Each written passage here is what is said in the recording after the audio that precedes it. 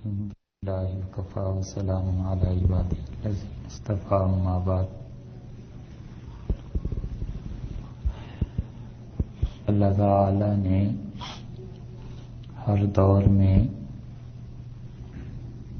کچھ ایسے افراد پیدا کیے ہیں جو اسلام کی حقانیت کے لیے اور جو تغیرات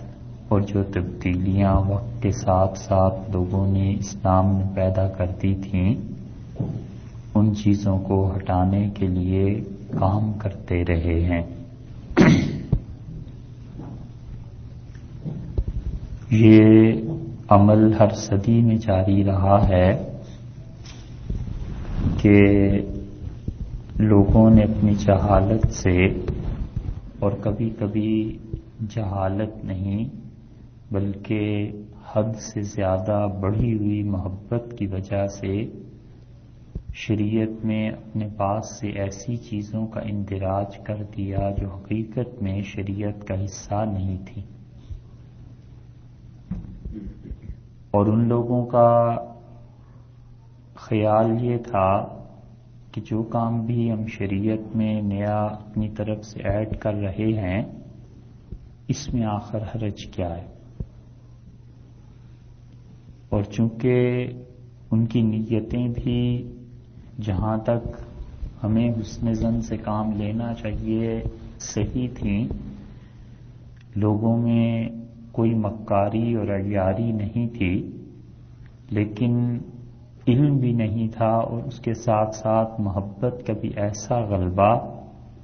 جو غلبہ علیہ باللہ گمراہی کی طرف بھی لے جاتا ہے. اس کی بنیاد پہ انہوں نے ایسے کام دین میں شروع کیے. مثلا عیسائیوں کو آپ دیکھیے تو جنہوں نے سب سے ابتدا میں حضرت عیسیٰ علیہ السلام کو الوہیت کا خدائی کا حصہ بنایا تھا، ان میں بہت سے لوگ ایسے بھی تھے عوام میں جو بڑے مخلص تھے اور اخلاص کے ساتھ وہ یہ شرک کرتے رہے. اسی طرح حضرت علی رضی اللہ عنہ کے متعلق بھی ایک گروہ کو اتنی زیادہ محبت ہوئی کہ وہ محبت کا نعرہ آہستہ آہستہ گمراہی کی طرف ان لوگوں کو لے گیا. اور یوں ہی ہر دور میں جو نئی نئی بدعات اور کبھی کبھی ان کی حد شرک تک پہنچ جاتی ہے، اللہ تعالیٰ اسے دور کرنے کے لیے امت میں افراد پیدا کرتا رہتا ہے. آخری دور جو بہت زیادہ مہیب اور بہت زیادہ خطرے کی چیز تھی اور ڈر تھا کہ ہندوستان میں ہندو مت کی رسومات کے غلبے کی وجہ سے اسلام علیہ باللہ اپنا وجود ہی نہ کھو بیٹھے، تو اللہ تعالی نے اس سلسلے میں جن لوگوں کو پیدا کیا ان میں ایک حضرت مجدد الفسانی رحمۃ اللہ علیہ کی شخصیت تھی. اور مجدد الفسانی رحمۃ اللہ علیہ کے بعد انہی کے مسلک و مشرب میں ایک اور شخصیت پیدا ہوئی شاہ ولی اللہ صاحب رحمۃ اللہ علیہ کی. اور شاہ ولی اللہ صاحب نے مختلف کتابوں میں اسلام کی صحیح اور حقیقی تصویر پیش کی اور اس وقت تک جو گمراہیاں جو چیزیں وجود میں آ چکی تھیں ان پر بڑی کڑی تنقید کی. اور لوگوں کا خیال یہ تھا کہ اسلام کے جتنے احکامات ہیں ان پہ عقلی دلائل اور یہ کہ اسلام کی ساری باتیں حکمت پر مبنی ہیں، یہ اس کی حکمتیں امام رازی اور ابن خلدون نے جو لکھی تھیں بس ختم ہو گیا، اب اس سے بڑھ کر کوئی نہیں لکھ سکتا. لیکن خدا نے اس امت میں یہ وصف پیدا کیا ہے کہ ہر دور میں نئے سے نئے افراد پیدا ہوتے رہے اور وہ پھر اسلام کو نئی آب و تاب کے ساتھ پیش کرتے رہے. شاہ ولی اللہ صاحب رحمۃ اللہ علیہ کی کتابیں جب سامنے آئیں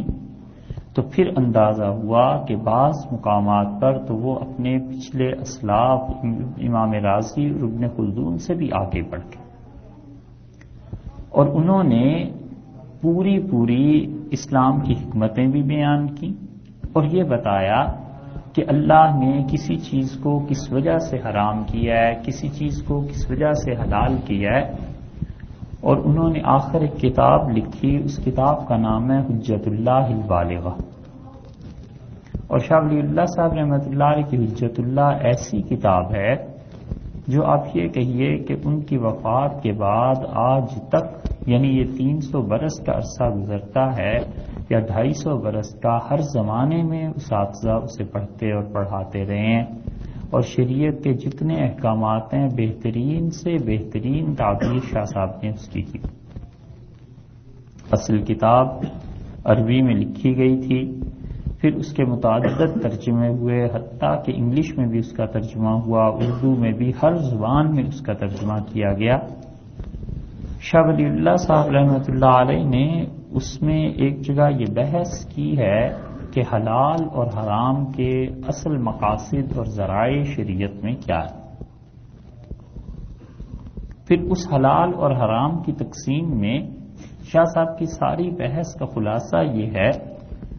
کہ شاہ ولی اللہ صاحب رحمۃ اللہ علیہ کہتے ہیں کہ شریعت نے جتنی چیزیں انسانوں کے کھانے پینے کے سلسلے میں حرام کی ہیں ان کا خلاصہ 2 صورتوں میں نکلتا ہے. ایک صورت تو یہ ہے کہ وہ جانور جسے حرام کیا گیا ہے وہ طبعی طور پہ اتنا شریر ہو، اس کی طبیعت میں خود اتنی گندگی اور خرابی ہو کہ اس کی وجہ سے لوگ اسے کھانا پسند نہ کریں، یا یہ کہ اس میں اتنی کراہت دیکھنے سے بھی تعلق رکھتی ہو اور بری نظر آتی ہو کہ انسان اس چیز کو نہیں کھاتا. اور دوسری مثال انہوں نے دی ہے کہ جانور حلال ہو مگر اس کا ذبیحہ حرام ہو، تو کہتے ہیں کل جتنی بھی کھانے پینے کی چیزیں ذبیحہ کے ذریعے دنیا میں پائی جاتی ہیں اس کی یہی 2 قسمیں. پھر پہلی قسم کی شاہ صاحب نے بڑی مثالیں دی ہیں، ہم ان مثالوں میں سے 1-2 آپ سے عرض کرتے ہیں. مثلا دیکھیے، شریعت نے درندوں کا کھانا حرام قرار دیا، شیر کا کھانا، چیتے کا کھانا، اس قسم کی چیزوں کا، کیونکہ اس کا کام ہی یہ ہے کہ چیر پھاڑ کرے. اور اسی طرح وہ پرندے جو اپنے پنجوں سے شکار کرتے ہیں، پنجوں سے کھاتے ہیں، ان کو بھی شریعت نے منع کیا کہ انسان میں گوشت ان چیزوں کا کھانے کی وجہ سے وہ درندگی کی صفات نہ پیدا ہو جائے. یہاں تک کہ رسول اللہ صلی اللہ علیہ وسلم نے اتنی احتیاط کی تلقین فرمائی ہے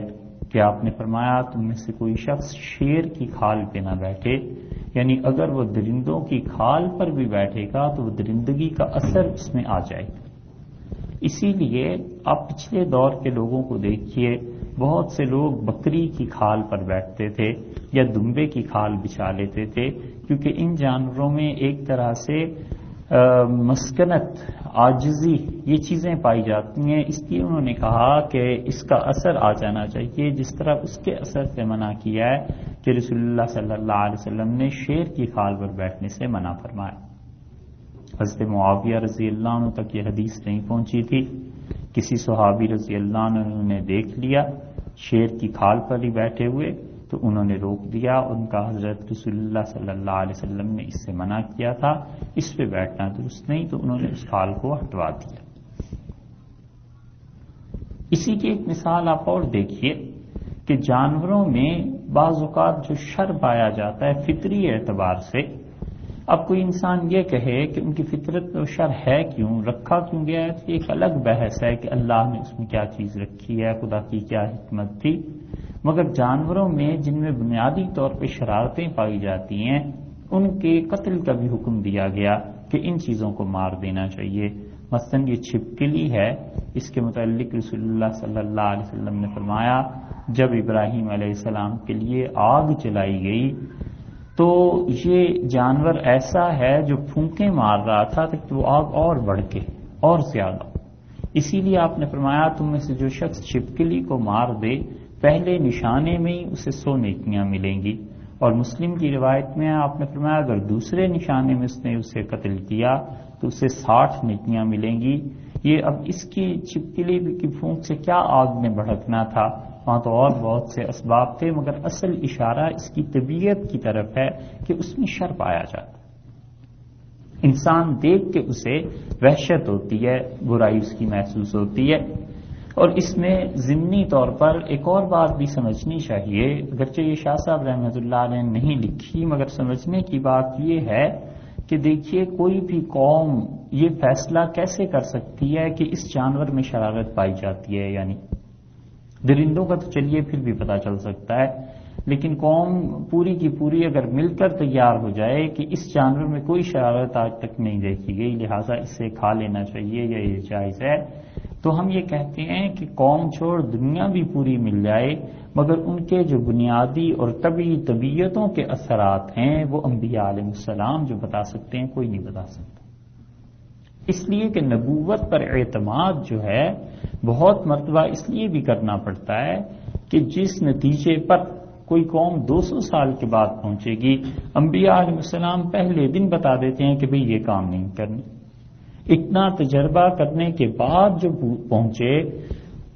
ایک آدمی مثلاً پورک کھاتا ہے اور اس قوم کو، ان لوگوں کو پتا چلا 100 سال کے بعد کہ یہ جانور کا گوشت اپنے اندر ایسی خصوصیت رکھتا ہے کہ جو لوگ یہ نہیں کھاتے اور جو کھاتے ہیں دونوں میں بنیادی طور پر یہ فرق ہوتا ہے، تو اب وہ جو 100 سال بعد اس حکمت تک پہنچے، انبیاء علیہ السلام پہلے دن میں اسے منع کر دیتے ہیں کہ دیکھو یہ چیز کھانی ٹھیک نہیں۔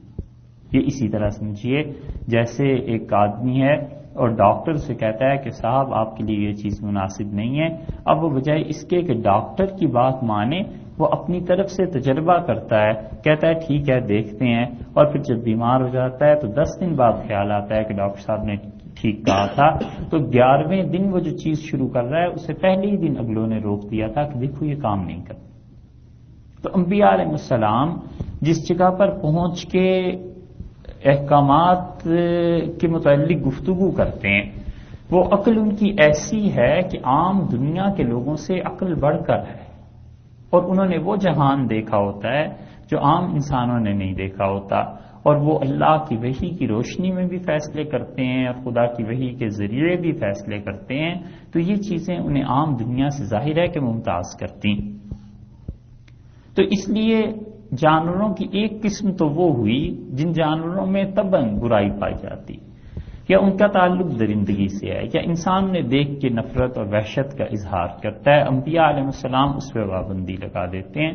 اور وہ کہتے ہیں کہ اسے نہ کھاؤ۔ رسول اللہ صلی اللہ علیہ وسلم نے بہت سی چیزوں کو منع کر دیا۔ آپ سے مثلاً جانوروں کے بارے میں پوچھا گیا، بندر کے بارے میں کہ کیا اس کا کھانا جائز ہے، تو آپ نے فرمایا تمہیں پتہ ہے اللہ نے ایک قوم کی شکل مسخ کر دی تھی اور بندر انہیں بنا دیا تھا، تو یعنی برائی کے اظہار کے لیے، برائی کو دکھانے کے لیے خدا نے جو چیزیں دنیا میں لوگوں کی شکلیں مسخ کر کے ایسے کر دیں، اس کو کیسے جائز قرار دیا جا سکتا۔ اسی طرح رہ گئی دوسری قسم جو حلال جانوروں کی ہے اور بالکل درست جانور ہیں، مگر ان کا ذبیحہ ایسے کیا جائے کہ جس ذبیحے کی وجہ سے وہ حرام ہو جائے، تو فقہا اس کو بھی حرام کہتے ہیں، شریعت اس کو بھی حرام کہتی ہے۔ سورہ مائدہ کی 3 آیت جو ہے، اس میں تقریباً 9 قسمیں اللہ تعالیٰ نے بیان کی ہیں۔ اللہ تعالیٰ نے فرمایا ہے کہ حلال جانور ہے بنیادی طور پر، مگر وہ اوپر سے نیچے گر کے مر جاتا ہے، یہ بھی حرام ہے۔ اسے کوئی ایسی چوٹ لگاتا ہے ڈنڈے کے ذریعے، کسی چیز کے ذریعے، کہ وہ مر جاتا ہے، وہ بھی حرام ہے۔ اس طرح کی چیزیں اللہ تعالیٰ نے ذکر فرمائیں، اور ان چیزوں میں جھٹکے کا گوشت بھی شامل ہے کہ جھٹکے سے اگر کوئی جانور ذبح کیا گیا تو وہ جانور بھی حرام ہو جائے گا۔ جھٹکے میں ایک بڑا نازک مسئلہ ہے اور اسے ہے وہ حرام، یقیناً حرام ہے، اس کو کوئی حلال نہیں کہتا، مگر مسئلہ بہت باریک ہے، ہر شخص کی چونکہ سمجھ میں آتی نہیں بات، اس لیے فقہا نے اس مسئلے کے متعلق بعض جگہ لکھا ہے کہ یہ بیان بھی نہ کیا جائے۔ آپ حضرات پڑھے لکھے ہیں، سمجھدار ہیں، اس لیے اسے بیان کرنے کی آپ کے سامنے ضرورت پیش آئی کہ یہاں امریکہ میں بہت لوگوں نے سوال کیا، انہوں نے کہا جی ذبح کیا جائے تو حلال ہو گیا، اور گردن اوپر سے جب مارا جائے اسے اور کٹ کے الگ ہو گئی تو یہ حرام ہو گیا، یہ فرق کیا ہوا؟ بات ان کی صحیح ہے۔ ایک آدمی مرغی ذبح کر رہا تھا اور چھری تیز تھی، فرض کیجئے ساری گردن الگ ہو گئی، کر تو ذبح رہا تھا، چھری تیز ہونے کی وجہ سے گردن ہی الگ ہو گئی ساری، تو ہم کہیں گے یہ جائز ہے۔ اب وہ کہتا ہے جناب اگر ادھر سے گردن پہ رکھ کے چھری چلائی گئی تو یہ تو جائز ہو گیا، اور اگر گلے سے اوپر سے مار کے الگ کر دی گئی تو یہ ناجائز ہو گیا، فرق کیا رہا؟ فقہا یہ اسی لیے اس میں بڑی باریک بات تحریر کرتے ہیں، وہ کہتے ہیں کہ اگر اس کی سڈن ڈیتھ واقع ہو جائے، اچانک مر جائے ایک دم سے، جو ہی اس کو چھری ماری گئی جانور کو ادھر سے یا ادھر سے، اور اس کے بعد نہ وہ تڑپا نہ کچھ ہوا، ایک دم سے وہ مر گیا، تو وہ کہتے ہیں وہ حرام ہے، ناجائز۔ اور اگر چھری ماری جائے گردن پر اور اس کا گلا کٹ جائے، رگیں کٹ جائیں اس کی، لیکن وہ تڑپے اور اس میں وہ اثرات پائے جائیں جو ذبیحے میں ہوتے ہیں، تو کہتے ہیں وہ جائز ہے۔ لیکن یہ مسئلہ اس لیے ہر ایک سے بات نہیں کی جا سکتی کہ جھٹکے میں اب اتنا کس کی بصیرت ہو اور اتنا کس کی نگاہ اور کون دیکھتا رہے کہ صاحب یہ جانور میں وہ اثرات پائے گئے تھے یا نہیں۔ مثلا وہ کہتے ہیں کہ اس کے ٹخنوں پر جانور کے چھری مارا جائے اور اس میں تھر تھراہٹ پیدا ہو، تو اس کا مطلب یہ ہے کہ یہ جانور جائز ہے۔ آپ نے دیکھا ہوگا یہ جو محتاط قصاب ہندوستان پاکستان میں، ہم نے پاکستان میں دیکھا ہے، محتاط قصاب جو تھے یہ ذبح کرنے کے بعد کھال اتارنے سے پہلے اس جانور کا پاؤں پکڑ کے اس کے ٹخنے پہ مارتے تھے نا چھری۔ اگر آپ میں سے کسی کو یاد ہو عید الاضحیٰ قربانی کے موقع پہ وہ کوئی نہیں سمجھتا کہ یہ کیا ہے، مگر وہ قصاب کو جو سکھایا تھا وہ مولویوں نے ہی سکھایا تھا کہ دیکھ لو اس میں ابھی جان باقی ہے یا نہیں، اگر اس میں جان باقی ہے، تھر تھراہٹ ہے، کپ کپی ہے، تو اس کی کھال بھی نہیں اتاری جا سکتی، گویا کہ وہ زندگی کے حکم میں اسے تکلیف دینا حرام ہونا چاہیے۔ تو وہ 2-4 مرتبہ چھری مار کے چیک کر لیتے تھے، تو اتنا باریک فرق کہ اب اوپر سے جب تلوار یا چھری ماری گئی اور اس کی گردن الگ ہو گئی اور ایک دم سے مر گیا، یا تھوڑی دیر تڑپا تھا، یا جان تھی یا نہیں تھی، یہ باریک فرق چونکہ ہر کوئی آدمی کر نہیں سکتا، اس لیے مطلقاً حکم دیا گیا کہ جھٹکے کا گوشت حرام۔ اور دوسری طرف جب وہ ذبح کرے گا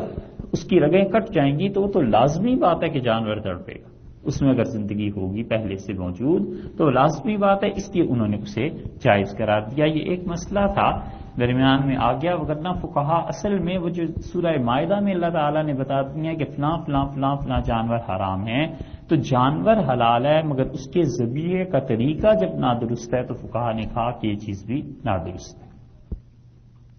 اس کے ساتھ ساتھ ذبیحے میں ہونا کیا چاہیے، جو اصل طریقہ رسول اللہ صلی اللہ علیہ وسلم نے بتلایا ہے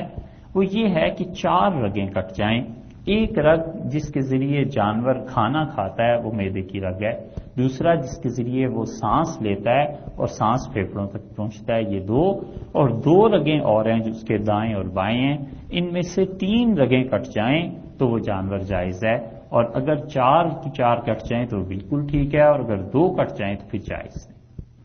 وہ کہتے ہیں اس جانور کا ذبیحہ جائز نہیں ہے، 2 رگیں جس کی کٹ جائیں، مگر 3 کے بعد وہ کہتے ہیں کہ 3 یا 3 سے زیادہ کٹ جائیں یعنی 4، تو وہ اسے کہتے ہیں یہ درست ہے۔ ذبیحہ کرنے والا کون ہو، یہ جتنی باقی چیزیں لوازمات ہیں ذبیحہ کے وہ سنت ہے، اگر وہ سنت پوری نہیں بھی ہوئی تو بھی اس جانور کا ذبیحہ درست ہے۔ مثلا رسول اللہ صلی اللہ علیہ وسلم نے اس بات سے منع کیا کہ ایک جانور کے سامنے دوسرا جانور ذبح کیا جائے، کیونکہ آنکھیں تو اس کی ہیں، دیکھ تو ہو رہا ہے، اس کو بھی سمجھ ہے کہ یہ کیا ہو رہا ہے، اور آپ نے دیکھا ہوگا کہ جانور کے سامنے کبھی کبھی دوسرا جانور جو ذبح کیا جاتا ہے تو ایک جانور چیخنے لگتا ہے تو اسے پتا ہوتا ہے کہ اب یہ میرے ساتھ کیا کرنے والے ہیں، تو منع فرمایا رسول اللہ صلی اللہ علیہ وسلم نے کہ ایک جانور کے ذبح کرتے ہوئے دوسرا بھی اس کے سامنے ہی ذبح کیا جائے، مگر یہ ممانعت سنت کے درجے کی ہے، یعنی یہ کہ اس کی زندگی تو ہے نا بہتر، اس کا ادب اور احترام ضروری۔ اسی طرح آپ نے فرمایا کہ تیز چھری سے ذبح کیا جائے، چھری کند نہیں ہونی چاہیے۔ اسی طرح آپ نے بتلایا کہ قبلہ رخ سے رکھا جائے جانور کو ذبح کرتے وقت۔ اسی طرح رسول اللہ صلی اللہ علیہ وسلم اپنا پاؤں اس جانور کے پہلو پر رکھ دیا کرتے تھے جب اسے ذبح کرنا تھا، مگر یہ ساری باتیں سنت کے مطابق ہیں، اگر فرض کیجئے ان میں سے کوئی بات پوری نہیں ہوتی تو بھی اس جانور کا ذبیحہ بہرحال درست ہے۔ ذبیحہ میں جو چیزیں فرض اور واجب کے درجے کی ہیں وہ ہیں جو ہم نے آپ سے عرض کیا ہے کہ اس کی 4 رگیں کٹ جانی چاہیے، اور ذبح کرنے والا انسان اہل کتاب میں سے ہونا چاہیے یا مسلمان ہونا چاہیے۔ اہل کتاب میں سے ہونے کا مطلب یہ ہے کہ ان کا دین جتنا مرضی اس میں تحریف اور انحراف آ گیا ہو، مگر بنیادی طور پر وہ کسی نہ کسی آسمانی کتاب کو بیس کرتا ہو. اس آسمانی کتاب میں بھی کتنی ہی تبدیلیاں آ گئی ہوں، مگر آسمانی کتاب کا ہونا ضروری. آسمانی کتاب سے مراد تورات، انجیل، زبور، حضرت ابراہیم علیہ السلام کے صحائف، حضرت موسیٰ علیہ السلام کے صحائف، ان پانچوں پر اگر کسی دین کی بنیاد ہے تو وہ دین اہل کتاب کا دین ہے، اور وہ اہل کتاب کہلائیں گے اس کے ماننے والے، اگرچہ کتنی تحریف کے قائل. حضرت ابراہیم اور موسیٰ علیہ السلام کے متعلق قرآن میں آیا ہے کہ صحف ابراہیم و موسیٰ، اور ابراہیم اور موسیٰ علیہ السلام کو جو صحیفے ہم نے عنایت فرمائے تھے ان کے ماننے والے ہوں، مگر اب دنیا میں غالباً اس کے ماننے والے نہیں تھے. ممکن ہے کہیں ہوں، مگر اپنے علم کی حد تک وہ رہے نہیں. باقی رہ گئے زبور کے ماننے والے، تو وہ سابعین کا ایک فرقہ تھا. اگر وہ واقعی زبور کو مانتے ہوں اور ان دعاؤں کے قائل ہوں جو حضرت داؤد علیہ السلام نے کی تھی، تو وہ بھی اہل کتاب میں سے ہوں گے. اور باقی اگر وہ بھی اب نہیں رہے تو عیسائی اور یہودی یہ دو ہیں، اور دونوں کی بنیاد اصل میں تو کتاب پر ہی ہے، چاہے وہ مذہب اب کتنا بھی تحریف شدہ ہو جائے، مگر یہ کہ ہیں چونکہ بنیادی طور پر کتاب کے ساتھ، اس لیے اللہ نے دو مسئلے ان میں بالکل ہمارے لیے بھی جائز قرار دیے ہیں. خدا کو پتا تھا کہ یہ دین قیامت تک چلنا ہے، اور اسلام، یہودیت اور عیسائیت قرب قیامت تک قائم رہیں گے، اس لیے اللہ تعالیٰ نے دو مسئلوں میں ان کے ساتھ مسلمانوں کو مشترک رکھا. تورات اگر آپ پڑھیں، انجیل پڑھیں، تو ان کے ہاں ان دونوں مسائل میں مسلمانوں کے ساتھ اشتراک ہے. ان کے ہاں بھی مردار حرام ہے، ہمارے ہاں بھی مردار حرام ہے. تورات میں اب بھی لکھا ہوا مل جائے گا کہ کوئی جانور جو چوٹ سے مرے اور گر کر مرے وہ حرام ہے، ہمارے ہاں بھی وہ حرام.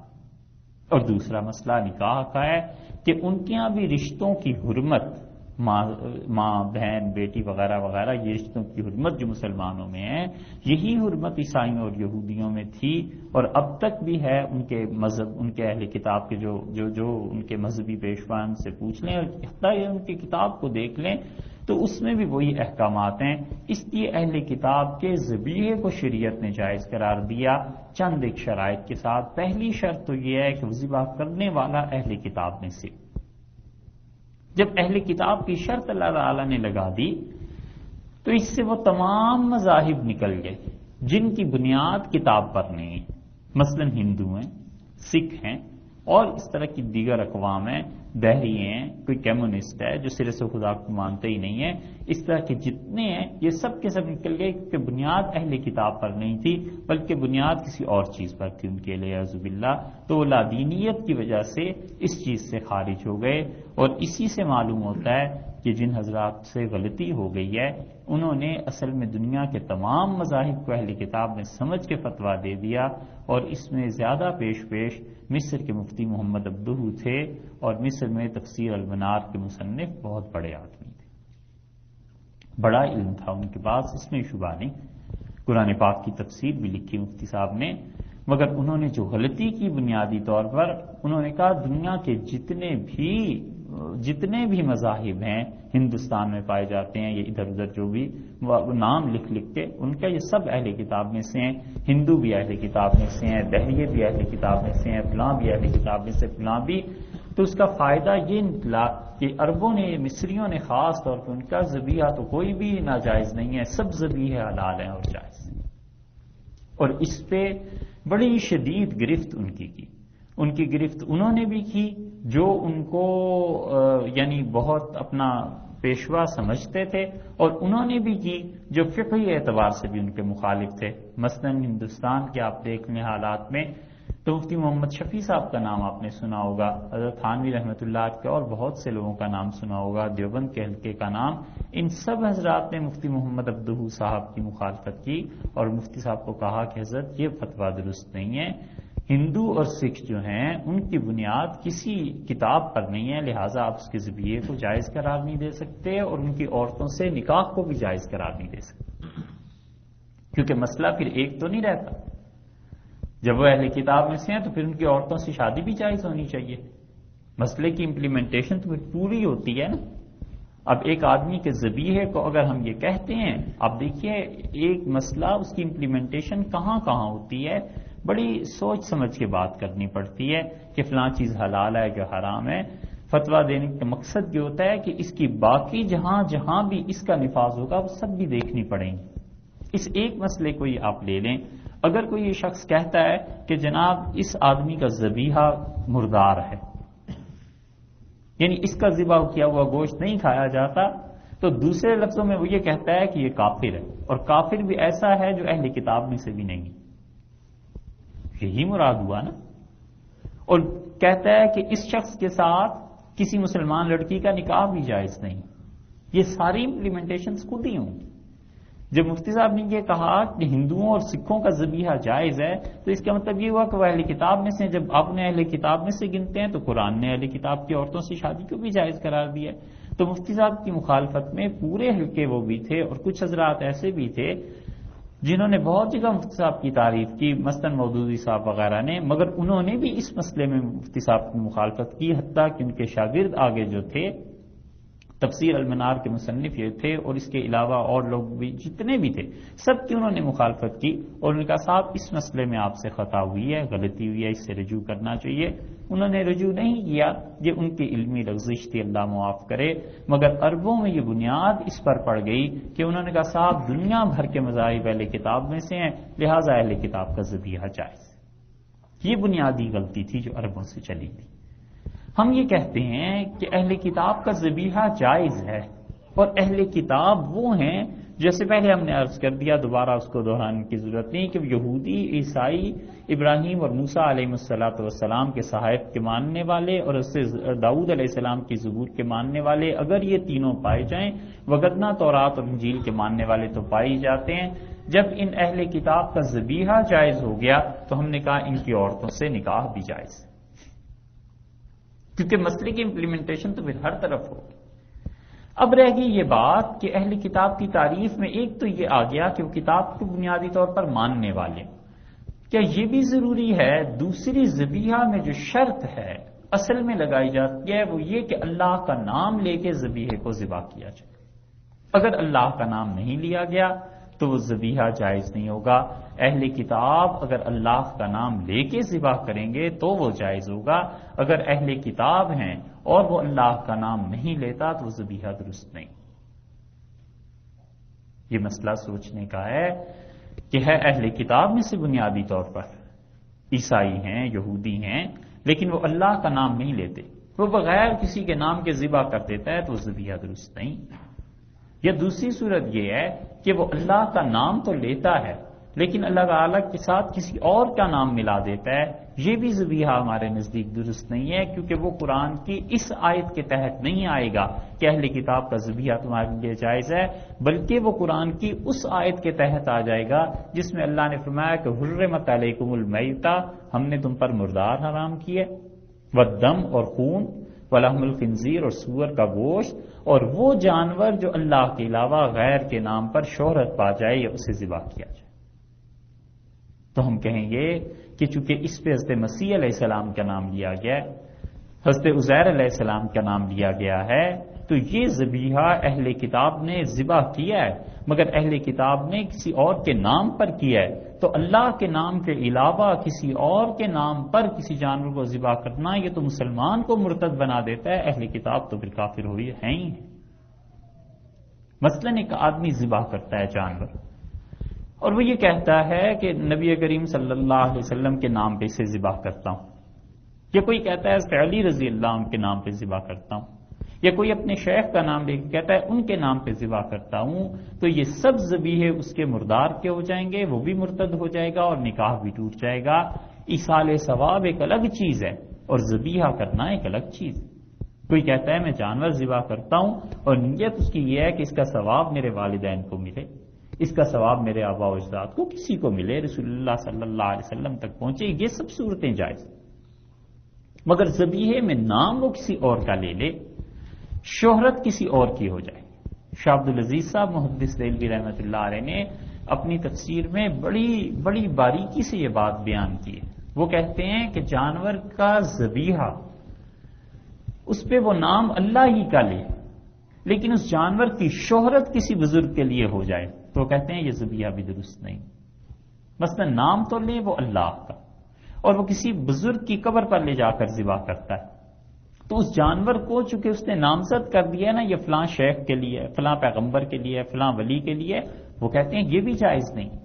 تو اس لیے مسلمان کا جب یہ حکم ہے، اور فتاوی قاضی خان میں صراحتاً انہوں نے صاف لکھا ہے کہ اگر کسی نے یہ کہا کہ بسم اللہ اللہ اکبر اور محمد صلی اللہ علیہ وسلم کے نام پہ، تو ذبیحہ مردار ہو جائے گا، اور ذبیحہ ہی نہیں مردار ہو جائے گا، وہ جس نے کیا ہے وہ بھی مرتد ہو جائے گا۔ یہ سارے احکامات ایک دوسرے کے ساتھ پیوست ہیں، انہیں الگ نہیں کیا جا سکتا۔ تو ایک شخص ذبیحہ کرتا ہے اہل کتاب میں سے، اللہ کا بھی نام لیتا ہے، پھر وہ ذبیحہ درست ہو جائے گا، اور اس کے ساتھ ساتھ کسی اور کا نام بھی لے گا تو، اور اس کے ساتھ ساتھ کسی کا نام لے گا تو بھی ذبیحہ ناجائز، اور اگر اللہ ہی کا نام سرے سے نہیں لیا تو بھی وہ ذبیحہ ناجائز۔ دو صورتیں ناجائز کی ہو گئیں، ایک صورت اس کی جواز کی نکل آئی۔ یہ چونکہ سوال اس طرح کے ہر جگہ کیے جاتے ہیں، اس لیے ہم تفصیل سے آپ کی خدمت میں یہ عرض کر رہے ہیں۔ اب رہ گئی یہ بات کہ اہل کتاب میں جب آپ نے یہ شرط لگا دی کہ وہ بھی اللہ کا نام لے کے ذبح کرے، تو فرض کیجئے وہ اللہ کا نام لیتا ہے اور اس سے مراد عیسیٰ علیہ السلام کو سمجھتا ہے،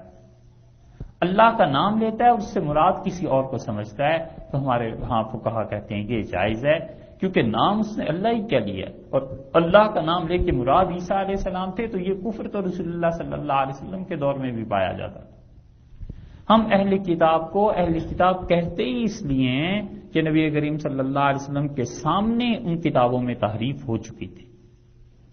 رسول اللہ صلی اللہ علیہ وسلم کے سامنے وہ ذبیحہ ایسی ہی کرتے تھے، یعنی اگر خدا کا نام لیتے تھے تو مراد عیسیٰ علیہ السلام لیتے ہوں گے، یہ سارے کفر سامنے تھے۔ اور اس سے بڑا ثبوت کیا ہو سکتا ہے کہ قرآن نے خود کہا ہے کہ بلا شبہ وہ لوگ کافر ہو گئے جو کہتے ہیں عیسیٰ علیہ السلام خدا تھے۔ یہ کفر ہے وہ سارا، اس کے باوجود عام کافروں سے خدا نے انہیں مخصوص کر دیا ہے ان دو مسائل۔ تو اس لیے اہل کتاب میں اگر کوئی شخص ایسا ہے جو نام تو اللہ تعالیٰ کا لیتا ہے لیکن مراد اس سے کوئی پیغمبر علیہ الصلوۃ والسلام لیتا ہے، تو بھی اس کا ذبیحہ درست۔ اہل کتاب کا عقیدہ رہ گیا اور اہل کتاب کی حالت رہ گئی، تو اہل کتاب کے سلسلے میں اتنی یہاں تک کی گنجائش ہے، حضرت عمر رضی اللہ عنہ کو خط کسی نے لکھا کہ امیر المومنین ہمارے ہاں عیسائیوں کا ایک فرقہ ایسا ہے جو قیامت کے دن کو نہیں مانتے، تو کیا ان کا ذبیحہ جائز ہے؟ حضرت عمر رضی اللہ عنہ نے فرمایا یہ ان کے پرانے کفر ہیں اور ان کا ذبیحہ جائز ہے۔ امیر المومنین رضی اللہ عنہ نے جو جواب دیا ہے یہ احکام القرآن میں امام جساس رحمۃ اللہ علیہ نے نقل کیا ہے، اور جساس بہت بڑے فقیہ تھے، بہت اللہ نے علم دیا تھا، اور وہ بالکل ابتدائی دور کے تیسری چوتھی پانچویں صدی کے آدمی ہیں، اور اس زمانے میں لوگوں میں بڑی دیانت اور یہ چیزیں غالب تھیں۔ اور بنیاد کیا حضرت عمر رضی اللہ عنہ نے فرمائی ہے؟ انہوں نے کہا کہ پہلے بھی ہوتا آیا ہے، مطلب یہ ہے کہ ان کی بنیاد تو کتاب پر ہے، یہ جو تحریفات ہیں نا، نئی نئی چیزیں، یہ ہر دور میں رہیں۔ اور حضرت علی رضی اللہ عنہ سے پوچھا گیا کہ بنو تغلب کے متعلق آپ کیا فرماتے ہیں، کیا ان کا ذبیحہ جائز ہے؟ تو حضرت علی رضی اللہ عنہ نے فرمایا خبردار کہ اپنے آپ کو اہل کتاب کہتے ہیں، مگر نہ میں ان کی عورتوں سے نکاح کو جائز سمجھتا ہوں نہ ان کے ذبیحے کو جائز سمجھتا ہوں، کیونکہ ان عیسائیوں نے ہمارے دور میں عیسائیت سے، نصرانیت سے سوائے شراب کی اور کسی چیز کو نہیں دی۔ حضرت علی رضی اللہ عنہ بنو تغلب کے متعلق منع فرما دی، اس لیے کہ بنو تغلب جو تھے وہ سارے کے سارے صرف شراب ہی پیتے تھے اور کسی چیز کے وہ قائل ہی نہیں تھے۔ تو حضرت علی رضی اللہ عنہ نے کہا یہ کیسے جائز ہو سکتا ہے؟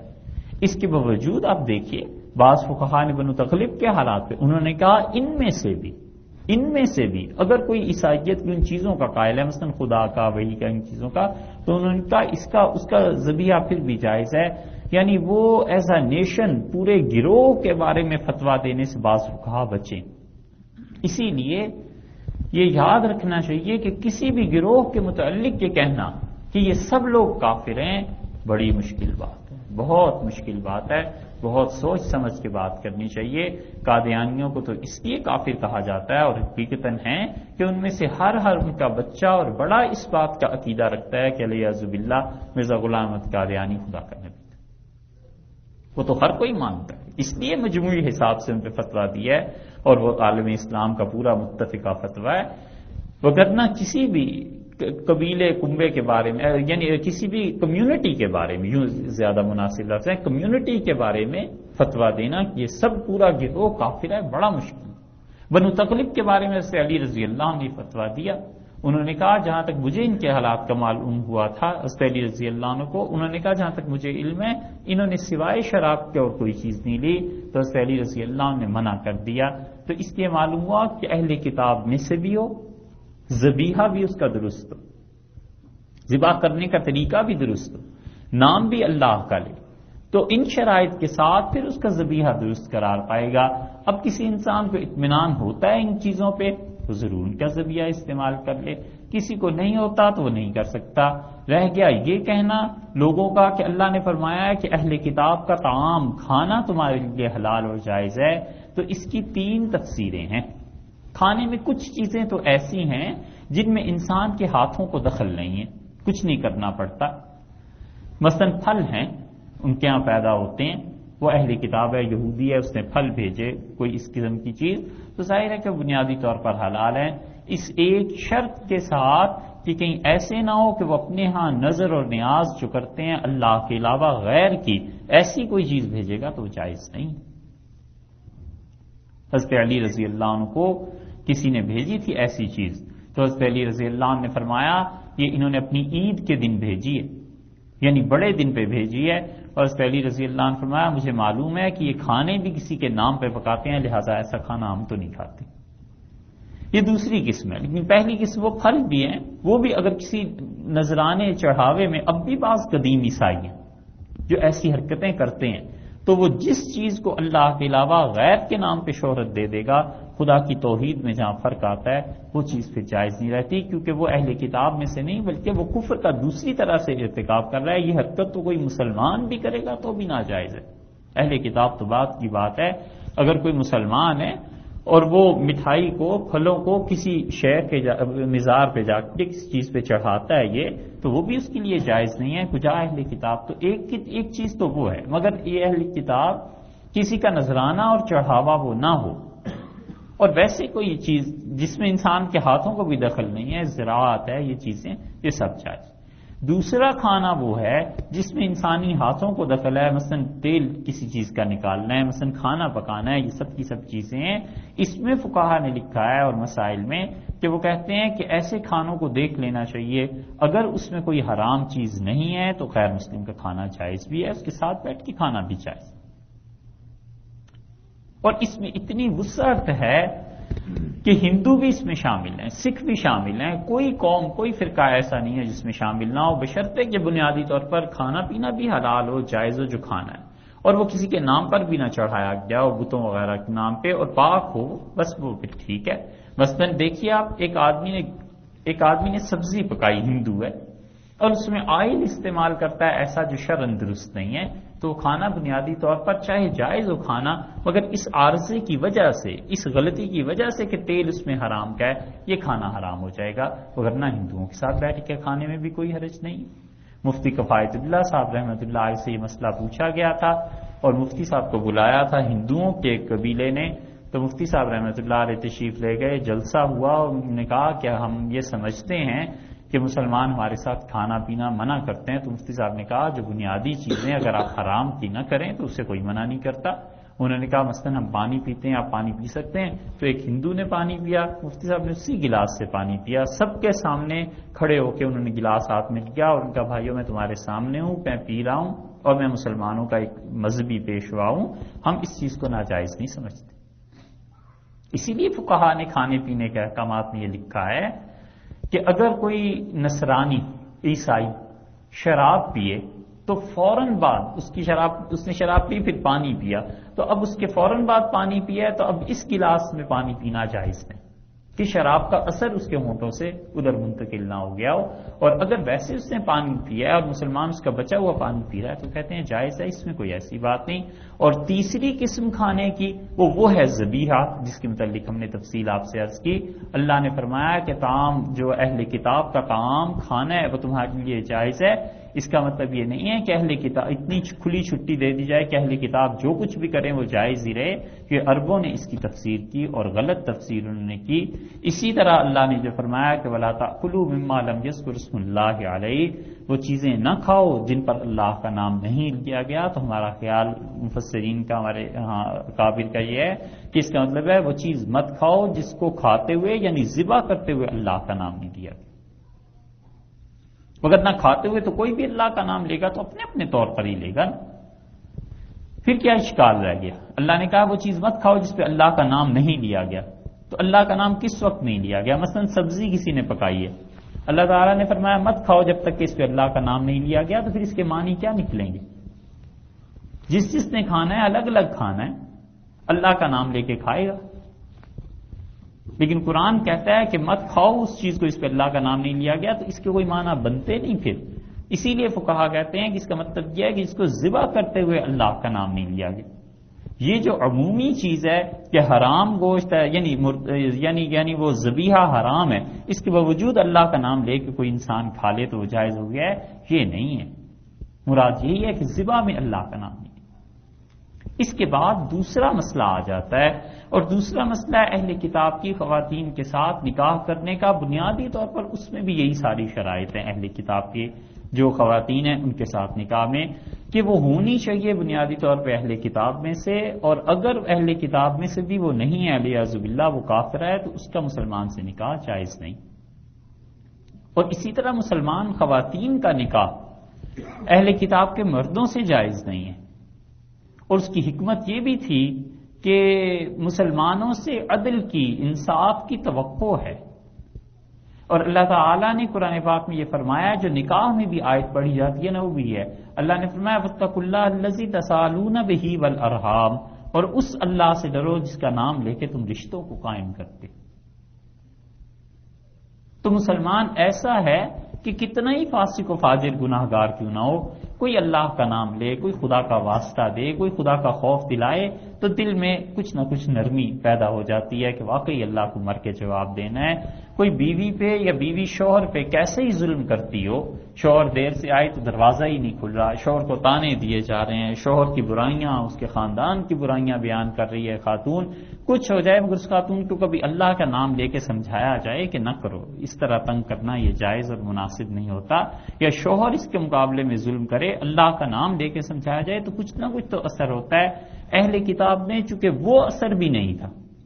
اللہ کے ساتھ اتنا تعلق بھی نہیں تھا، اس لیے اللہ نے منع کر دیا کہ اپنی بیٹیاں، اپنی بہنیں اہل کتاب کو نہ دینا، وگرنہ کوئی چیک ان پہ تو ہے نہیں، وہ جیسا چاہیں گے ظلم کریں گے، کون انہیں باز کر سکتا ہے، روک سکتا ہے۔ مگر مسلمانوں کو اجازت اس لیے بھی دے دی گئی کہ وہ اگر مسلمان ان پر ظلم کریں گے تو انہیں کوئی تو سمجھانے والا ہے، خدا کا خوف کچھ نہ کچھ تو ہے، اس لیے اس کی اجازت دے دی۔ اس اجازت ہونے کے باوجود قرآن نے دی تھی، حضرت عمر رضی اللہ عنہ اپنے دور میں ایسے نکاح سے روکتے ہی رہے، اور انہوں نے بنیادی طور پہ لوگوں کو کہا کہ ایسے نکاح نہ کرو۔ حضرت حذیفہ رضی اللہ عنہ نے شادی کر لی تھی، اور حضرت حذیفہ رضی اللہ عنہ کو حضرت عمر رضی اللہ عنہ کو انہوں نے خط لکھا ہے کہ میں یوں نکاح کرنا چاہتا ہوں، تو حضرت عمر رضی اللہ عنہ کہا میں تو اس سے درست نہیں سمجھتا، تم ایسا نکاح نہ کرو۔ اور پھر اس کے بعد انہوں نے دوسرا خط جو لکھا ہے انہیں کہا ہے کہ میرا یہ خط اپنے ہاتھ سے رکھنے سے پہلے میں تمہیں اللہ کی قسم دیتا ہوں، اعظمت علیک، خدا کی قسم کھلاتا ہوں تمہیں، تم اس لڑکی کو طلاق دے دو اور نہ رکھو۔ اور پھر آخری جملہ حضرت عمر رضی اللہ عنہ نے لکھا ہے کہ فتنۃ للمسلمات، یہ مسلمان عورتوں کے لیے ایک بڑی آزمائش بن جائے گی، اگر تم لوگ یوں عیسائیوں اور یہودیوں کی لڑکیوں سے نکاح کرتے رہے تو وہ عرب کی جو بچیاں ہیں جو پردے میں ہیں ان کو کون قبول کرے۔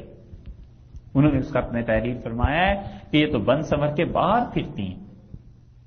اور تم انہیں دیکھتے ہو تمہارا دل ان کی طرف مائل ہو جاتا ہے، اور وہی شرفاء کی بچیاں جو عربوں کی گھرانوں میں بیٹھی ہیں، پردے میں ہیں، پھر ان کے ساتھ نکاح کون کرے گا؟ یہ کیوں آزمائش میں ڈالنا چاہتے ہو مسلمان خواتین کو؟ اس لیے حضرت عمر رضی اللہ عنہ نے اس کی مخالفت کی، اور یہاں تک کہ اسے مکروہ قرار دیا۔ قرآن پاک نے اگرچہ اس کی اجازت دی تھی، لیکن حضرت عمر رضی اللہ عنہ نے اس کی کراہت کا حکم لکھا ہے، اور یہی وہ کراہت ہے جو حنفی فقہا اپنی کتابوں میں آگے کو نقل کرتے چلے گئے ہیں کہ وہ کہتے ہیں اہل کتاب کی عورتوں سے نکاح مکروہ ہے، یعنی حرام نہیں ہے، ناجائز نہیں ہے، لیکن پھر بھی کوئی پسندیدہ چیز نہیں ہے، چاہیے کہ اپنی مسلمان لڑکیوں سے نکاح کریں کیونکہ آئندہ اولاد اور ان کی تربیت کا مسئلہ ہے۔ ایک جگہ خود حضرت عمر رضی اللہ عنہ اس بات کی طرف اشارہ فرمایا اور فرمایا ہے کہ تمہاری جو اولاد آئندہ کو ہوگی ان سے، تو وہ اگر کہیں ماں کے مذہب پہ چلی گئی تو پھر کیا ہوگا۔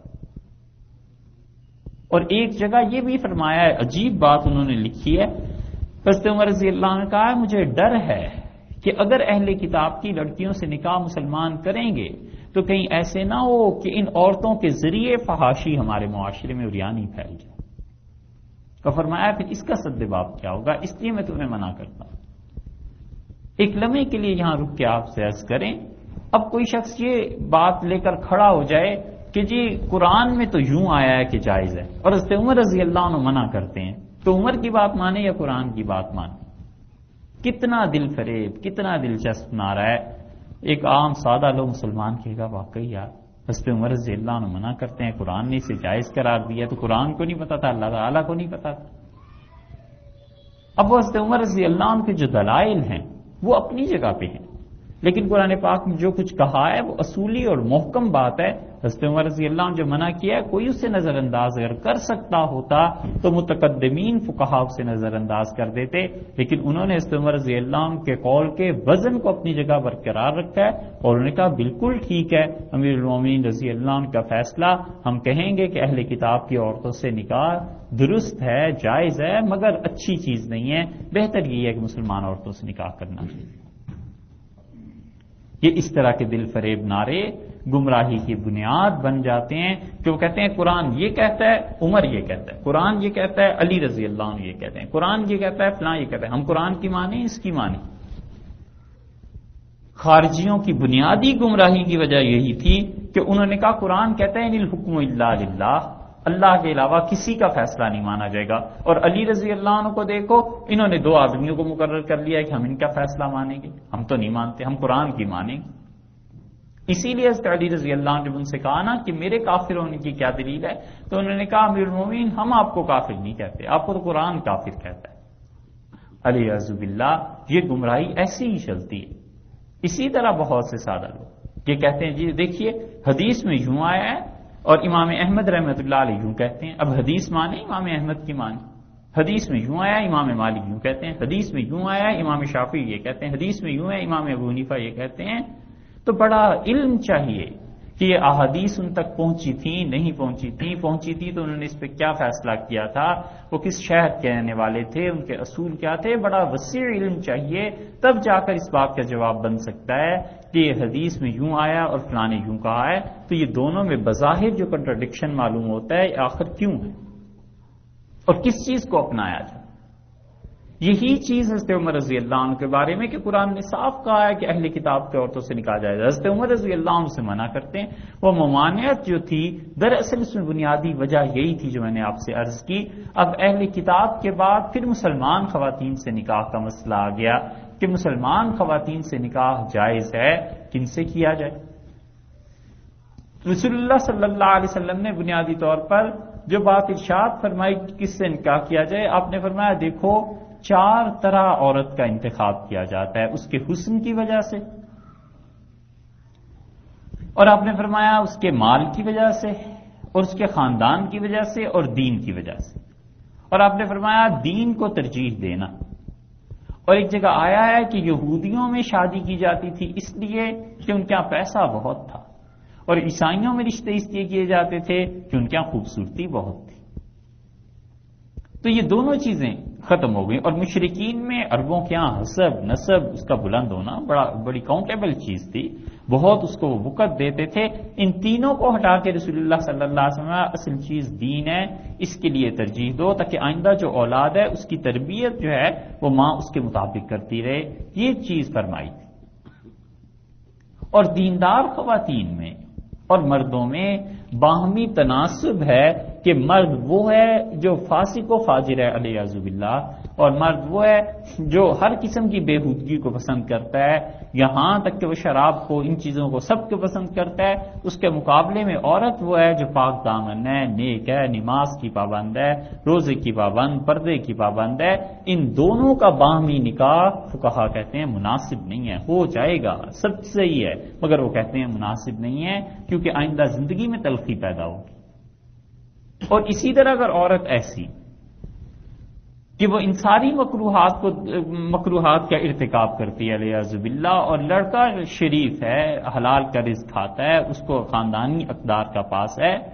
اب ماں باپ نے نکاح کر دیا اس کا، اس سے تو فقہا کہیں گے کہ یہ نکاح مناسب نہیں ہے، دونوں کے سٹیٹس کا اعتبار کر لو، دونوں کو دیکھ لو۔ حتیٰ کہ وہ تو یہاں تک کہتے ہیں کہ اگر لڑکا امیر ہے بہت زیادہ اور لڑکی بہت زیادہ غریب ہے تو بھی اس نکاح سے بھی بچنا چاہیے۔ وجہ اس کی یہ ہے کہ یہ نکاح جب ہوگا اجتماع تو بعد میں دونوں خاندانوں کا ایک ساتھ چلنا مشکل ہے، شرعاً ایسی بات کچھ نہیں، مگر وہ منع اس لیے کرتے ہیں کہ ایک خاندان بہت غریب ہے، دوسرا بہت زیادہ امیر ہے، اب وہ دولت کی ریل پہل اور کشمکش شروع ہو جائے۔ بہت سی چیزیں فقہا نے جو منع لکھی ہیں وہ انسانوں کے اعتبار سے، تاکہ معاشرے میں لوگوں کو سکھایا جائے کہ زندگی رہن سہن کیا ہے، کیا کرنا چاہیے، تو وہ کہتے ہیں سٹیٹس کا بھی اعتبار ہونا چاہیے، آدمی دیکھ لے کہ یہ گھرانہ اپنے گھرانے کے مناسب بھی ہے یا نہیں۔ کھانے پینے کی چیزوں میں فقہا نے بعض چیزوں کو لکھ دیا کہ یہ چیزیں جائز نہیں ہیں، وہ کہتے ہیں اس کی وجہ یہ ہے کہ طبیب یہ کہتے ہیں، اطباء یہ کہتے ہیں کہ اس کے کھانے سے انسان کو یہ نقصان ہو جائے گا، تو وہ کہتے ہیں اس چیز کو روکا جائے، منع کیا جائے، نہ کھلائی جائے۔ مثلاً ایک آدمی ہے اور اس کے گلا ہمیشہ برف سے خراب ہو جاتا ہے، تو فقہا کسی مفتی سے مسئلہ پوچھے تو کہیں گا کہ تمہارے لیے برف کا کھانا درست نہیں ہے شرعاً، اس لیے کہ کیوں اپنے آپ کو تکلیف میں ڈالتے ہو؟ یہ جسم تمہارا نہیں ہے، اللہ کی امانت ہے، اللہ نے تمہیں کام کرنے کا موقع دیا ہے، تمہارے لیے اللہ نے زندگی دی ہے، اپنے آپ کو بچا کے رکھو۔ بعض حضرات ڈاکٹرز نے کہا کہ ٹماٹر کھانے کی وجہ سے گردے کا کینسر ہو جاتا ہے۔ بہت سے ڈاکٹرز نے ایک مفتی صاحب سے کہا، مفتی صاحب نے اپنے ہاں جو بھی ان کے معتقد تھے انہیں کہا بھی ٹماٹر مت کھایا کرو، اسے چھوڑ دو تم۔ اب لوگ کہتے ہیں مفتی صاحب نے ٹماٹر کو حرام کیا، ٹماٹر کو حرام نہیں کیا، ان کو ان ڈاکٹروں کی تحقیق پر اعتماد ہو گیا، وہ ڈاکٹرز ان کے نزدیک درست کہتے تھے، تو انہوں نے کہا کیوں اپنے آپ کو کینسر میں مبتلا کرتے ہو؟ جو چیز تمہیں بالآخر تباہی کی طرف لے جا رہی ہے اس چیز کو منع کر دیا، روک دیا، ورنہ بنیادی طور پر تو ٹماٹر کا کھانا جائز ہے، بنیادی طور پر تمباکو کھانا جائز نہیں ہے، جائز ہے۔ سارے لوگ پان میں، پورے ہندوستان کے مسلمان پان کھاتے تھے تو تمباکو ہی کھاتے تھے نا، اس کو کون کہے کہ یہ حرام ہے؟ لیکن جو منع کرتے ہیں کہ تمباکو نہ کھاؤ اور سگریٹ نہ پیو، اس کی اور وجوہ ہیں جو آپ جانتے ہیں، ورنہ بنیادی طور پر تو تمباکو جائز ہے۔ اسی طرح یہ نکاح کے رشتے کے معاملات ہیں، فقہا نے کہا کہ اس سٹیٹس کا بھی اعتبار کرنا چاہیے کہ لڑکا اور لڑکی کس سٹیٹس میں ہے، تاکہ ان کی آئندہ زندگی یہ آسانی سے گزر سکے۔ اب جو پہلے کتاب کی خواتین پردہ نہیں کرتی تھیں اور یہ چیزیں حضرت عمر رضی اللہ عنہ دیکھیں اور منع کیا، تو مسلمان خواتین جو پردہ کرتی تھیں وہ کیا تھا؟ پردے میں دو طرح کے حکم ہیں اور دونوں کو الگ الگ رکھنا چاہیے، چونکہ دونوں مکس اپ ہو جاتے ہیں، اس لیے کبھی کبھی ایک چیز جائز اور ناجائز اس کی بحث چل پڑتی ہے۔ ایک ہے ستر، جسے عربی میں کہتے ہیں عورت، چھپانا، اس کے احکامات الگ ہیں، اور ایک ہے حجاب، پردہ، اس کے احکامات الگ ہیں۔ عورت کے لیے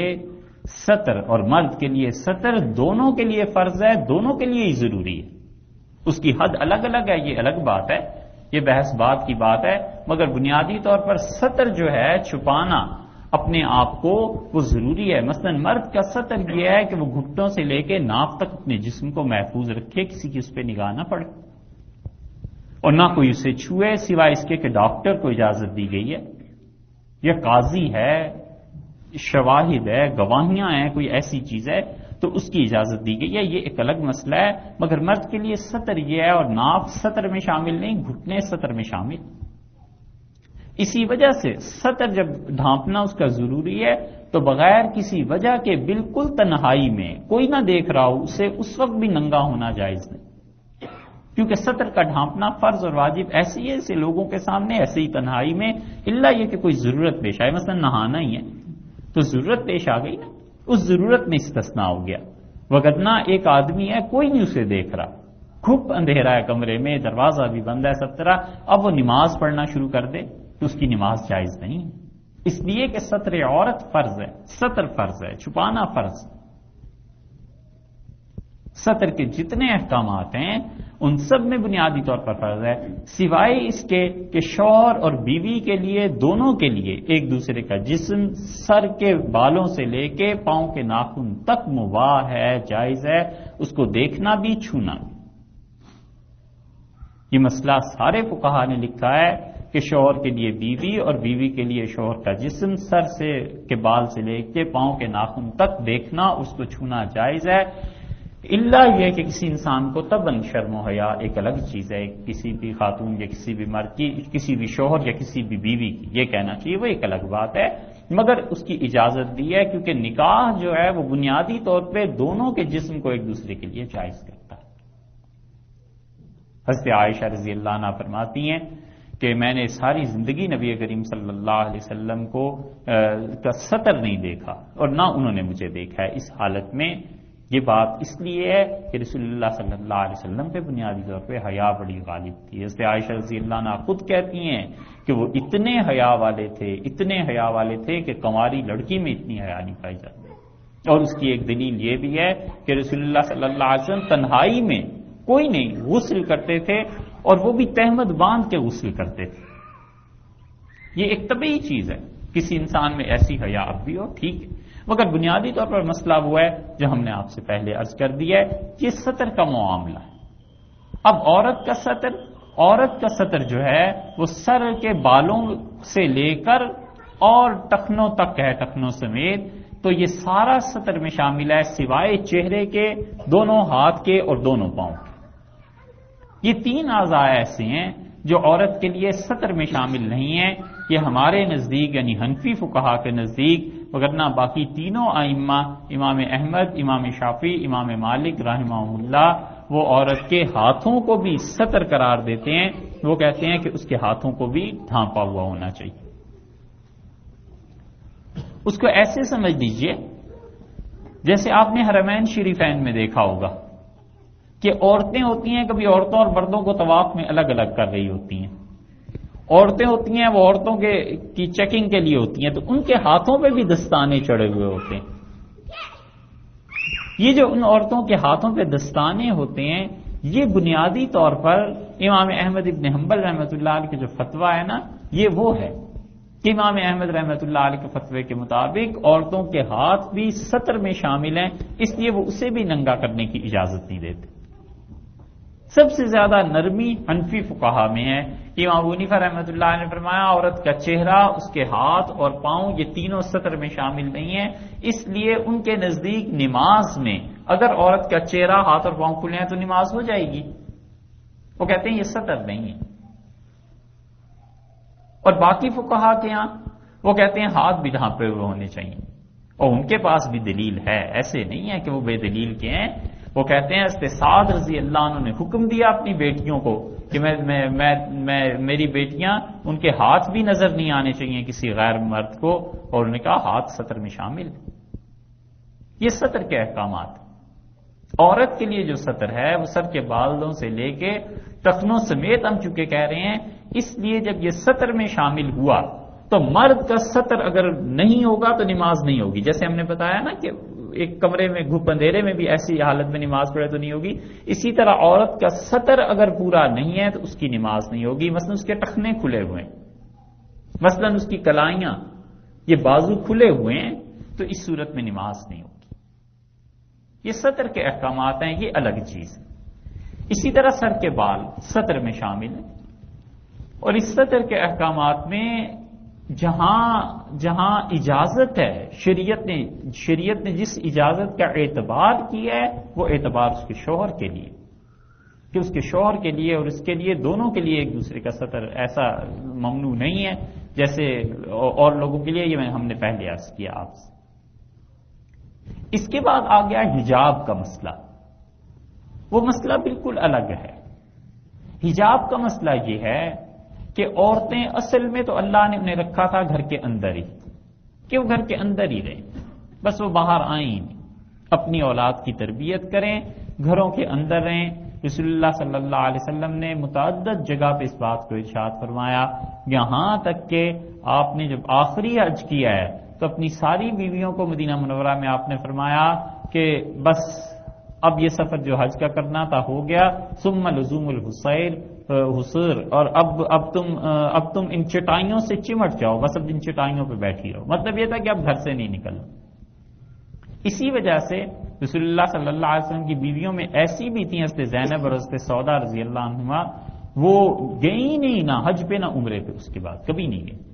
انہوں نے کہا نہ، رسول اللہ صلی اللہ علیہ وسلم فرما دیا تھا کہ اپنے گھروں میں بیٹھی رہنا، اب گھروں میں ہی بیٹھنا ہے، اب ہمیں کہیں جانا ہی نہیں۔ وہ نہیں نکلتی تھی گھروں سے۔ حضرت عائشہ رضی اللہ عنہا جب گئی تھی اس معاملے میں جو حضرت علی رضی اللہ عنہ کے ساتھ پیش آیا تو مدینہ منورہ سے انہیں اسی لیے انہوں نے خط لکھا تھا کہ رسول اللہ صلی اللہ علیہ وسلم تو منع کر دیا تھا کہیں جانے سے، آپ کیوں گئی ہیں؟ تو حضرت عائشہ رضی اللہ عنہا نے انہیں لکھا کہ رسول اللہ صلی اللہ علیہ وسلم کی مراد یہ تھی کہ اب ایسا سفر، ایسا بابرکت، اب کچھ نہیں، اب تم گھروں میں ہی بیٹھی رہو، لیکن یہ تو نہیں مراد تھی کہ ضرورت کے وقت بھی نہ نکلو۔ یہ ہیں اجتہاد کی چیزیں، دونوں طرف اجتہاد ہے، اور وہ اہل تھے اس کے۔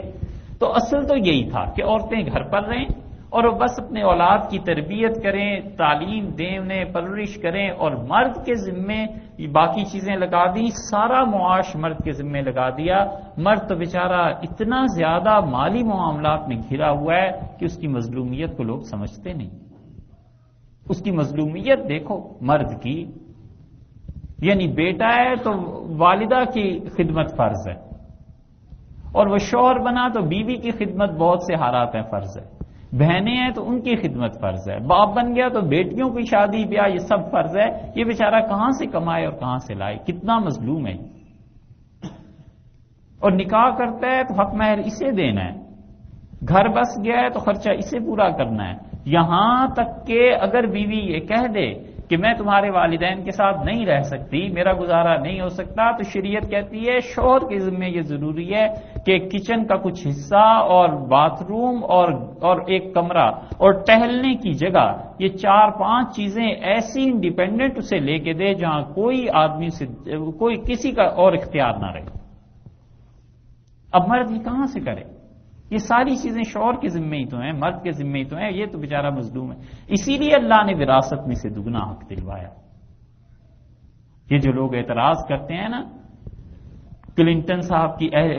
کی اہلیہ بھی، کہ مرد کو کیوں دگنا حق ملے، ہم تو عورتوں اور مردوں کی مساوات کا نظام قائم کریں گے، تو انہیں پتہ نہیں یہ سارے سسٹمز ایک دوسرے سے ریلیٹڈ ہیں، اللہ نے ذمہ داریاں بھی اتنی رکھی ہیں، اس لیے اسے مال بھی زیادہ دینے کا حکم دیا۔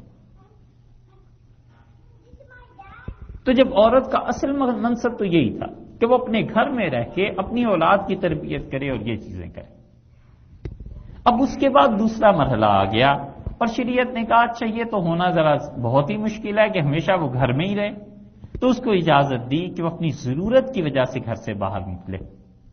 رسول اللہ صلی اللہ علیہ وسلم نے، مسلم کی روایت میں آیا ہے، آپ نے فرمایا عورتوں تمہیں اجازت ہے اس چیز کی کہ تم اپنی ضروریات کے لیے باہر نکل سکتی ہو، گھروں سے باہر جا سکتی ہو۔ بہت سی ضروریات ہیں، عورت کو اس میں اجازت ہے باہر جانے کی، ڈاکٹر کو دکھانا ہے، کسی کی عیادت کے لیے جانا ہے۔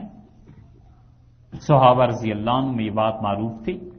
حضرت عائشہ رضی اللہ عنہ جب شام ہو جاتی تھی تو مدینہ منورہ میں جو مریض ان کے علم میں ہوتے تھے، بعض لوگوں کی عیادت کو وہ جاتی تھی، اور عشاء کے بعد جب وہ لوٹتی تھیں اور کوئی باتیں کر رہا ہوتا تھا تو حضرت عائشہ رضی اللہ عنہ اس کے دروازے پہ دستک دے کے کہتی تھیں کہ الا تریحون الکتاب، یہ جو فرشتے اعمال کو لکھتے ہیں اب انہیں چین لینے دو، مطلب یہ کہ اب سو جاؤ، اتنی رات گئے بھی باتیں کر رہے ہو۔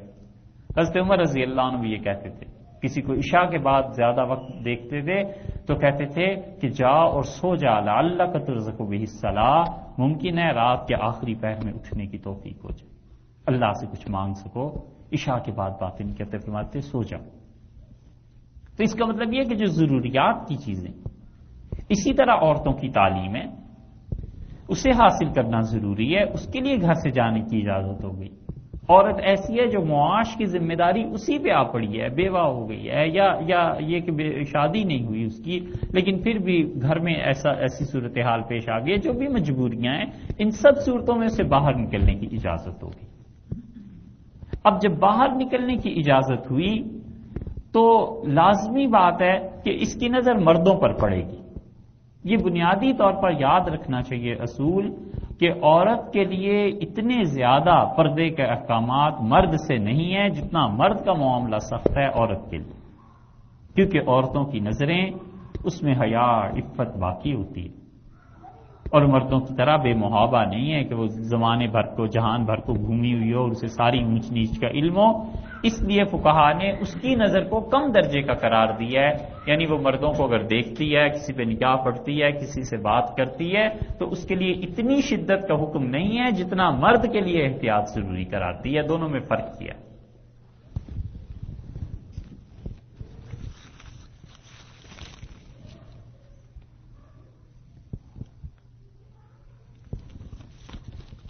تو عورت کے لیے اتنا ضروری نہیں ہے وہ چیزیں، کیونکہ وہ جب بات کرے گی تو اس کی آواز ہے۔ اب عورت کی آواز کیسی ہے؟ اور جو پہلی بات ہم عرض کر رہے ہیں کہ عورتوں پر اتنی پابندیاں نہیں ہیں جتنی ان مظلوم مردوں پر ہیں، اس لیے کہ بنیادی طور پر اس کے احکامات تھوڑی سی اس میں ریلیکسیشن ہے۔ رسول اللہ صلی اللہ علیہ وسلم نے دیکھیے پردے کی آیات نازل ہو چکی تھی، اس کے باوجود مسجد نبوی میں کچھ حبشی آئے ہوئے تھے اور وہ اپنے علاقے کا کوئی کھیل کھیل رہے تھے، بڑا دلچسپ تھا۔ تو رسول اللہ صلی اللہ علیہ وسلم نے حضرت عائشہ رضی اللہ عنہا کو بلایا اور فرمایا تمہیں دکھاؤں؟ تو حضرت عائشہ رضی اللہ عنہا کہتی ہیں کہ میں نے اپنی تھوڑی نبی کریم صلی اللہ علیہ وسلم کے کندھے پر رکھ دی اور اس طرح میں پوری ان کے پیچھے چھپ گئی اور میں اسے دیکھتی رہی، اور رسول اللہ صلی اللہ علیہ وسلم کھڑے رہے اور تھوڑی دیر بعد انہوں نے مجھ سے فرمایا کہ بس، میں نے کہا ابھی نہیں، اور وہ کہتی ہیں کہ میں دیکھنا چاہتی تھی کہ ان کے دل میں میری کتنی وقت ہے، میرے لیے کتنا برداشت کر سکتے ہیں۔ پھر رسول اللہ صلی اللہ علیہ وسلم پوچھا، میں نے کہا ابھی نہیں، اور پھر آخر پہ مجھے اطمینان ہو گیا کہ ان کے دل میں میری بڑی قدر و منزلت ہے، تو میں نے کہا بس۔ یہ حدیث اس بات کی دلیل ہے کہ عورت کا غیر محرم مردوں کو دیکھنا وہ حکم نہیں رکھتا جو مرد کا غیر محرم عورتوں کو دیکھنا حکم رکھتا ہے۔ ہماری بات سمجھ میں آ رہی؟ اس دین کا درجہ کم ہے، اسی لیے عورت کی آواز سطر نہیں ہے، عورت کی آواز ایسی نہیں ہے کہ اسے اس طرح چھپایا جائے، اور اس کی دلیل خود قرآن پاک میں بھی ہے۔ رسول اللہ صلی اللہ علیہ وسلم کی بیویوں کو حکم ہے کہ فلا تخضعن بالقول، اللہ نے فرمایا جو کوئی تم سے مانگنے آئے کوئی چیز دروازے پر تو نرمی سے بات نہ کرو، صاف بات کرو۔ یہ نہیں کہا کہ بات ہی نہ کرو، کہا ہے بات کرو، مگر ایسی بات نہ کرو فَلْيَطْمَعِ الَّذِي فِي قَلْبِهِ مَرَضٌ کہ جس کے دل میں کوئی مرض ہے، جس کے دل میں کوئی غلط خواہش ہے، وہ تم سے کوئی ارادہ کوئی امید باندھ کے چلا جائے۔ تو اس سے معلوم ہوا کہ عورتوں کا کسی غیر محرم مرد سے بات کرنا یہ جائز بھی ہے، اس کی آواز سطر میں شامل نہیں ہے۔ اسی لیے عورت کا لیکچر دینا، واز کرنا، عورتوں کو سمجھانا یہ بھی جائز ہے، کیوں تو عورتیں ہی سنتی ہیں، حتیٰ کہ مرد سنیں۔ عورت کو اگر اللہ نے اتنا علم دیا ہے کہ وہ مردوں کو پردے میں پڑھائے تو یہ جائز، اور ایسے ہوا ہے۔ امام بخاری رحمۃ اللہ علیہ کی ایک شاگردہ تھی کریمہ بنت احمد، اور کریمہ نے اپنے زمانے میں بخاری پڑھائی، اور اندازہ کیا گیا ہے کہ 90,000 سے زیادہ مردوں نے ان سے بخاری پڑھی تھی۔ ان کے شاگرد ہزاروں کی تعداد میں لوگ آتے تھے اور وہ پردے کے پیچھے بیٹھ کے پڑھاتی تھیں، بڑا علم اللہ نے انہیں دیا تھا۔ اگر ایسی صورت ہو تو یہ بھی جائز۔ آذان عورت کی مکروہ قرار دی ہے، اس لیے کہ آذان جو ہے وہ مناسب نہیں عورتوں کے حال کے لیے، اس میں آواز کا حسن خوبصورتی ظاہر ہوگی تو اس کے لیے مردوں میں کشش پیدا ہو سکتی ہے، اس لیے اسے منع کیا گیا۔ اور اسی میں وہ فقہا قرات کے متعلق بھی کہتے ہیں کہ عورتوں کی قرات وہ درست نہیں ہے، مردوں کو نہیں سننی چاہیے، اور وجہ اس کی بنیادی طور پر یہ ہے کہ اس کے آواز کے حسن اور خوبصورتی کی وجہ سے ادھر متوجہ ہونے کا خدشہ ہے مرد کے لیے۔ تو عورت کی آواز بنیادی طور پر جب سطر نہیں ہوئی، جب وہ چھپی ہوئی چیز نہیں ہے، تو تو اسی لیے وہ مارکیٹ میں آتی ہے، باتیں کرتی ہیں، یہ سب درست ہے۔ ٹیلی فون پہ کسی سے مسئلہ پوچھنا، کسی سے کوئی بات کہنا، کوئی جائز بات بتانا، حتیٰ کہ دنیاوی باتیں کسی سے بھی کوئی پیغام جائز، جیسے ہمارے یہاں گھروں میں ہوتا ہے، یہ سب صورتیں اس کی درست ہیں۔ اب رہ گیا حجاب، کہ بنیادی طور پر حجاب عورت کا وہ کیا ہے، تو اللہ تعالیٰ نے اس کو جو مستثنا قرار دیا ہے دو چیزوں کو، الا ما ظہر منہا، اللہ نے فرمایا جو چیزیں خود بخود ظاہر ہوتی ہیں، خود بخود ظاہر ہونے والی چیزوں میں سے ایک تو چہرہ ہے، کہ وہ بات چیت کرتے ہوئے، کوئی سودا خریدتے ہوئے عورت کے لیے چہرے کا کھلا رکھنا کبھی اتفاقاً ہو جائے وہ ایک الگ چیز ہے، لیکن مستقل چہرے کا کھلا رکھنا یہ درست نہیں ہے۔ اور جن صورتوں میں عورت کے لیے احکامات نرم ہیں، مرد کے لیے پھر بھی پابندی ہے کہ وہ نہیں دیکھے۔ عورت کسی ضرورت کی وجہ سے باہر نکلی ہے نا، مرد کے لیے یہ جائز نہیں ہے کہ غیر محرم عورتوں کو دیکھے۔ اور عورت کے لیے چہرے کا پردہ یہ تینوں ائمہ کے نزدیک ضروری ہے، فرض کے درجے میں۔ امام ابو حنیفہ رحمۃ اللہ علیہ نے جو اس کی گنجائش دی تھی تو وہ اس وجہ سے کہ ان کے زمانے میں امن سلامتی یہ چیزیں تھیں، وگرنہ انہوں نے بھی کہا ہے کہ مردوں کے لیے اگر مردوں کی نظر خراب ہو جائے گی تو عورت کو اس حال میں نکلنا درست نہیں ہے۔ اللہ تعالیٰ نے سیدھی سی بات ارشاد فرمائی ہے، یدنین علیہن من جلابیبہن، وہ جب گھروں سے نکلیں تو انہیں چاہیے کہ لمبی چادر اوڑھ لیں، ایسی چادر جو سر سے لے کر پاؤں تک انہیں چھپا لے، اور چہرہ اس میں شامل ہے کہ چہرہ بھی اس کا چھپا ہوا ہو۔ جو فقہا نے اس میں اجازت دی ہے وہ کہتے ہیں کہ نظر دیکھنے کے لیے آنکھوں کا یہاں ہونا، آنکھوں کا ظاہر ہونا وہ درست ہے تاکہ اسے راستہ نظر آتا رہے، چلتی رہے، یہ چیزیں درست ہیں۔ باقی وہ سارے جسم کو حجاب قرار دیتے ہیں، اور اسی کی ایک صورت وہ برقع بھی ہے جو ہندوستان پاکستان میں اڑا جاتا تھا، وہ اسی کے مطابق۔ اس لیے اس آیت سے کسی نے یہ نہیں سمجھا کہ عورت اتنی بڑی چادر لے لے جو سر سے پاؤں تک تو لپیٹ لے مگر چہرہ کھلا ہوا ہو۔ وہ کہتے ہیں چہرے کو کھولنے کی اجازت نہیں ہے، اس لیے کہ اصل میں ساری کوشش اور توجہ کا مرکز تو وہ چہرہ بن جائے گا۔ حضرت عائشہ رضی اللہ عنہا کی روایت آئی ہے، وہ کہتی ہیں ہم نبی کریم صلی اللہ علیہ وسلم کے ساتھ حج میں تھیں، اور ہم جب مردوں کے قریب سے گزرتی تھیں تو اپنی چادر کو اتنا کھینچ لیتی تھیں کہ ہمارے چہرے اس میں ایک طرح سے چھپ جاتے تھے۔ حج جیسے موقع پہ بھی یہ نہیں ہے کہ پردہ وہاں ساکت ہو گیا، وہاں بھی پردہ ہے، تو چہرے کا پردہ وہ اب بھی ایسے ہی ہے۔ ایک طرح سے سارے ائمہ اس کے قائل ہیں، فتنے کا یہ دور جو اب چل رہا ہے اگر وہ دیکھ لیتے تو کیسے ہو سکتا تھا کہ امام ابو حنیفہ رحمۃ اللہ علیہ کہتے کہ چہرے کو کھلا رکھا جائے۔ حضرت عمر رضی اللہ عنہ نے خود اپنے دور میں کہا کہ عورتوں کا مسجد میں آنا اب درست نہیں ہے۔ حضرت عمر رضی اللہ عنہ نے کہا کہ رسول اللہ صلی اللہ علیہ وسلم تم عورتوں کی یہ حالت دیکھ لیتے تو منع فرما دیتے۔ حضرت عائشہ رضی اللہ عنہ سے جا کے شکایت کی عورتوں نے کہ امیر المومنین بڑا سخت حکم دے رہے ہیں، تو حضرت عائشہ رضی اللہ عنہ نے کہا وہ صحیح کہتے ہیں عمر، اگر یہ جو عورتوں کی اب حالت ہے نا یہ تمہاری حالتیں اگر رسول اللہ صلی اللہ علیہ وسلم دیکھ لیتے تو وہ ضرور منع کر دیتے۔ حضرت عائشہ رضی اللہ عنہ کے پاس فرماتی تھی چھینٹ کا ایک کپڑا میرے پاس آ گیا، اس سے شلوار قمیض بن گئی۔ چھینٹ سمجھتے ہیں؟ ایک کپڑا پہلے ہوتا تھا بہت نقش و نگار، اس میں بہت خوبصورت کپڑا،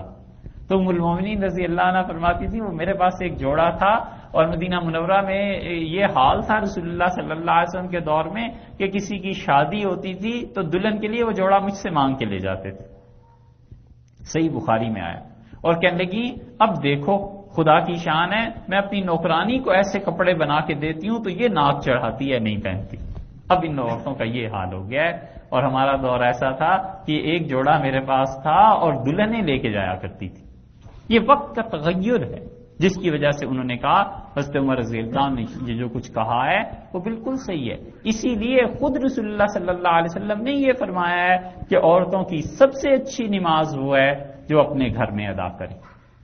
زیادہ ثواب کی چیز ہے۔ یہ صحیح احادیث میں آیا ہے۔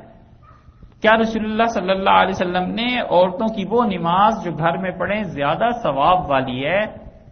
کس کے مقابلے میں زیادہ ثواب والی ہے؟ امریکہ کی کسی مسجد کے مقابلے میں فرمایا تھا؟